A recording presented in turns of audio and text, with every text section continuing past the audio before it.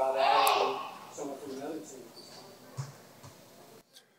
We're always looking, but I would say it's unlikely.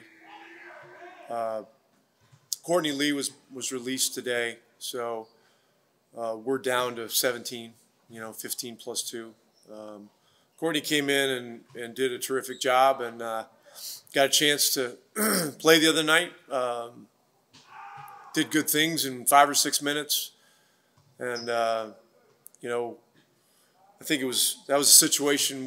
He was a guy that did a lot of good things for us. We want to give him an opportunity to work with our guys for a few days, and possibly play in the Minnesota game to show people that he can still play, which he can.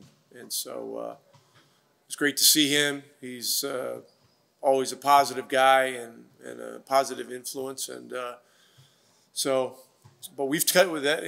That takes us to the limit. And this is what we're looking at. Okay, Callie, go ahead. Hey Rick, I feel like a lot of people, at least outside the bubble, were surprised how well offensive is translated this summer after having.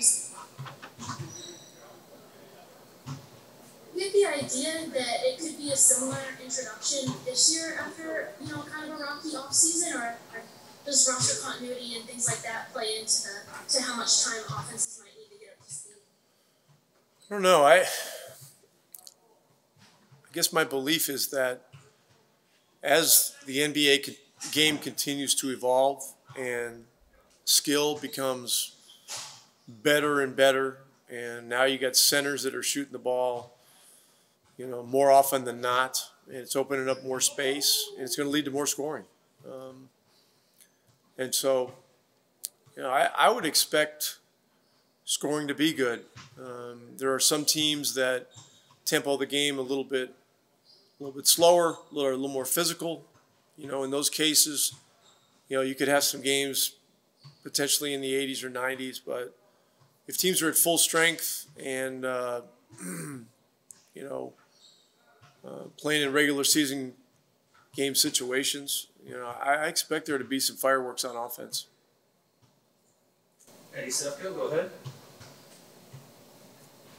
Rick, how deep do you expect to be able to go or need to be able to go with this team with that second unit, and how do you see Boban fitting in on that group, wherever he fits in? Yeah, we got a great collection of big guys, and on paper there really aren't enough minutes for everybody to play every game. At least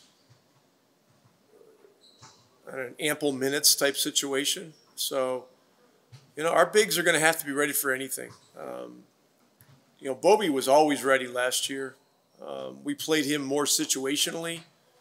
And then in the bubble, we didn't have Willie and we didn't have Dwight. So, he was firmly in the mix there. Now we have Willie, now we have Dwight. And even though we don't have KP right now, he'll be back, before too long. And he's just going to have to be ready. And the same thing, same thing with all our bigs. It's going to be tough to dial in, X number of minutes for anybody really, which is a good thing. It means that we've got great depth, and we've got a lot of guys that can do a lot of different things. And last one, Jordan, go ahead. Hey, Rick, good seeing you.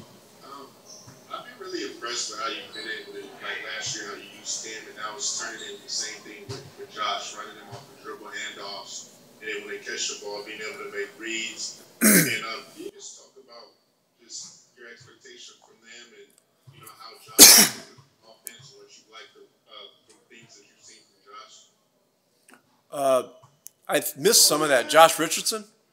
Yeah, well, I was just talking about how you used Tim Hardaway and how it's kind of translating to Josh, where you run him off of dribble handoffs and then they're able to make reads in a pick and roll within the offense, and just how Josh has really played and he's more free now, just judging from his time in Philly, and just your thoughts about that.